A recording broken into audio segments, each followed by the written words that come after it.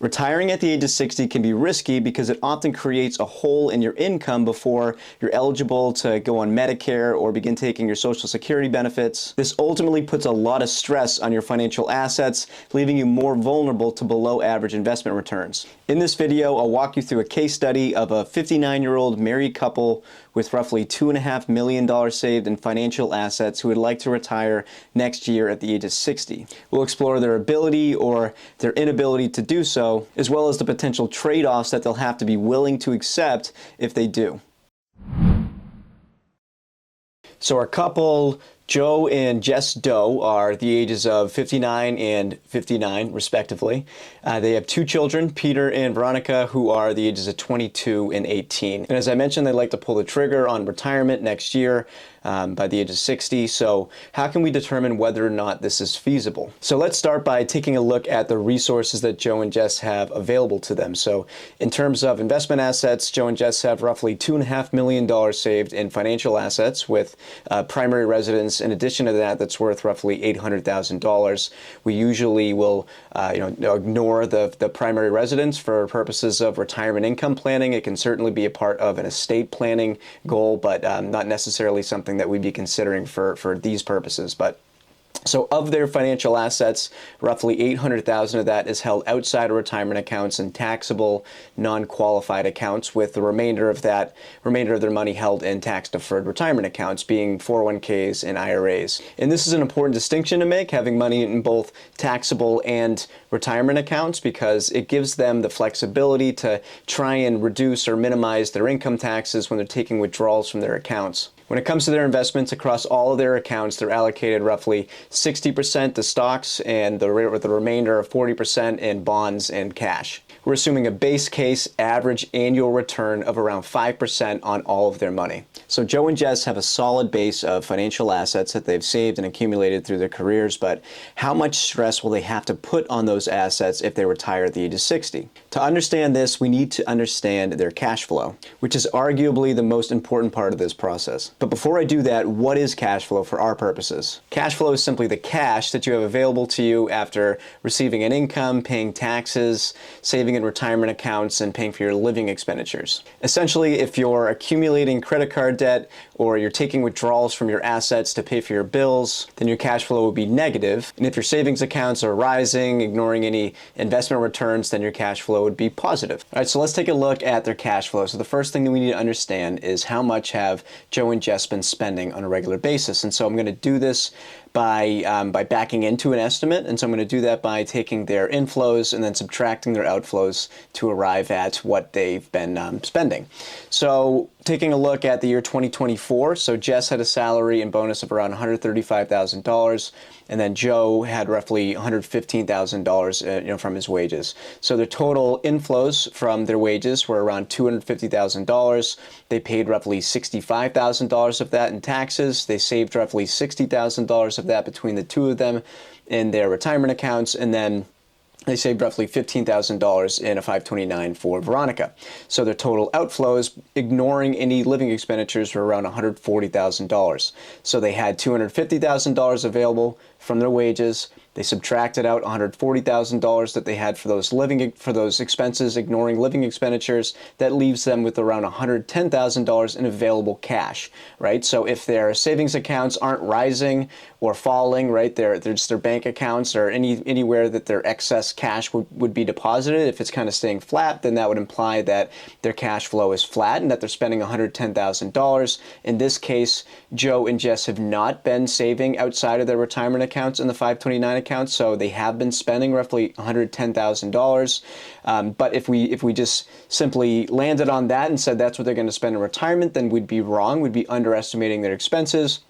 And the reason for that is because they're going to have intermittent costs that aren't necessarily occurring in any given year. They're occurring at random times. They're not easy to predict. This would be, cost to repair or improve their home. If they need to do a new roof, say in 20 years, they're going to have an expenditure of, $30,000 in today's dollars in 30 years. So if we just ignored those expenses, then we would be underestimating their expenses. So what I'm going to do is I'm just going to take an average of their home's value. I'm going to take 1% of their home's value of $800,000 and add that as an adjustment for intermittent costs or any other expenses. So that leaves us with $110,000 they had available to spend. They were spending all of that, and then we're going to make an adjustment above that to account for any random intermittent costs that may occur on average over time. So we're going to add the two together for a total estimated annual living expenditures in retirement of roughly $120,000 a year.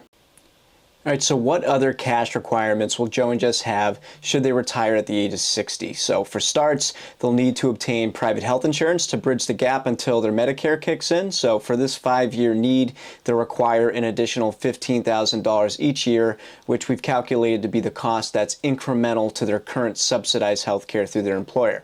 They'd also like to eventually give Peter and Veronica $30,000 each to help pay for weddings or maybe a down payment on a home. So in total, ignoring any outlier costs for later in life medical or custodial care services, their future cash needs are roughly $120,000 a year for normal spending and their intermittent costs that we just went over, $15,000 for incremental health insurance premiums before the age of 65, and then eventually $30,000 gifts as the kids become independent. All right, so now moving on to the second part of the cash flow equation, which is how much income will they have available to them in retirement. So in their case, Joe's annual primary insurance amount for Social Security benefits is expected to be roughly $37,000 and Jess's $39,000, each at the age of 67, measured in nominal terms, which is adjusted for inflation. We'll tinker with different filing strategies, but for now, let's just assume that they plan to file at the age of 67 at their full retirement age. Joe and Jess have no other sources of guaranteed income. The rest of their spending will come from withdrawing money from their financial accounts. Now let's take a look at all the numbers together to try and make better sense of this. So to reiterate, your personal cash flow is the cash that you have left over after receiving your income and then paying taxes and for your living expenditures.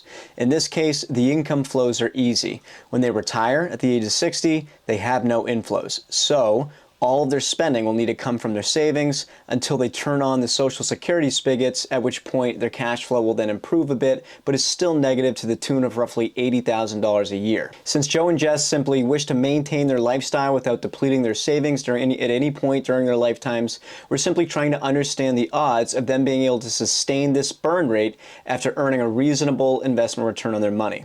So let's take a look at the output. So as you can see, assuming linear returns, which is just a fancy word for the same investment return occurring each year, the output is pretty good. So Joe and Jess still have money by the time that they pass away, which we're assuming to be roughly the age of 95. They have around $3 million. But as you can imagine, the world doesn't operate on a linear basis, right? The world doesn't move in straight lines. So we want to look beyond these scenarios and think more in terms of probabilities. All right, so here's how you can think about this chart. So each line on your screen represents a potential path for Joe and Jess's money based on various investment outcomes.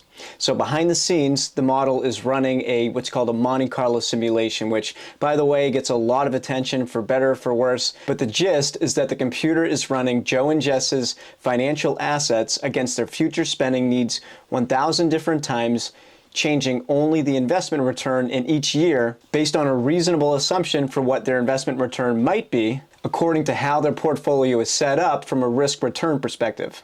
By doing this, we can take advantage of the law of large numbers. We now have 1,000 outcomes or 1,000 trials that we can use to calculate different probabilities and to better understand what their odds are of running out of money at various life expectancies. So the yellow line towards the bottom of your screen is showing the 950th of 1,000 worst trials. This equates to a roughly 1% compounded annual return over a 20-year period. And for perspective, that's about 2% less annually, or roughly 50% cumulatively, compared to if you were to retire on the eve of the Great Depression. So let me say that differently. If we were to experience a market over a 20-year period that was 2% lower or worse annually, or 50% worse compared to the Great Depression and the ensuing 20 years, then Joe and Jess would be projected to run out of money around the age of 81. But I would even frame the takeaway here differently. The way I think about this is that there is a very low probability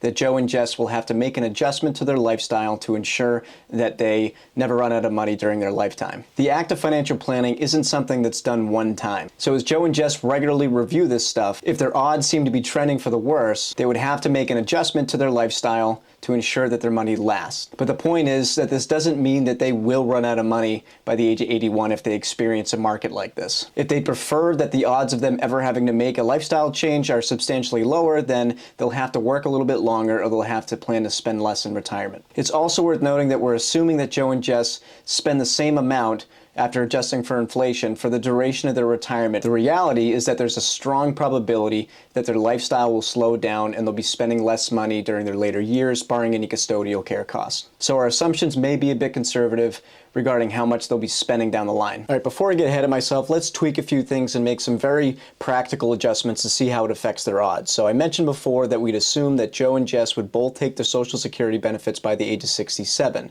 But let's assume that the spouse with the higher of the two benefits, in this case Jess, delays her Social Security until the age of 70.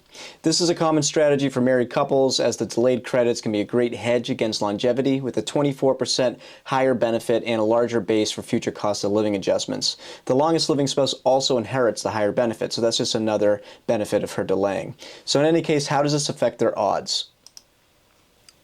So as you can see, it gets them another 2 years of their money lasting in a bad case scenario, which is a pretty good improvement. If Joe and Jess simply just don't accept these odds and would like to improve them further, they can always choose to work longer. So let's see what just working one more year does for them. By working just one more year, they get another 4 years of their money in a bad case scenario, with their money lasting at least until the age of 87 if the market has an extremely bad outcome. Now let's see another 2 years. As you can see, there's an extremely low probability that Joe and Jess would ever run out of money if they worked even just another 2 years and Jess delays her Social Security until the age of 70. As you can see, there are so many practical levers that we can pull when we're making decisions about retirement that can have a substantial impact on our long-term risk. There's never a wrong answer so long as you're being balanced and you do so with a solid understanding of what the odds truly are. I hope that you found this video helpful. If you feel that you could use a second set of eyes on your financial situation, or you just simply want to know where you stand, feel free to hit the link in the description of this video, which will bring you right to my calendar where you can set up a complimentary call with me. I wish you the very best of luck, and I hope to hear from you soon.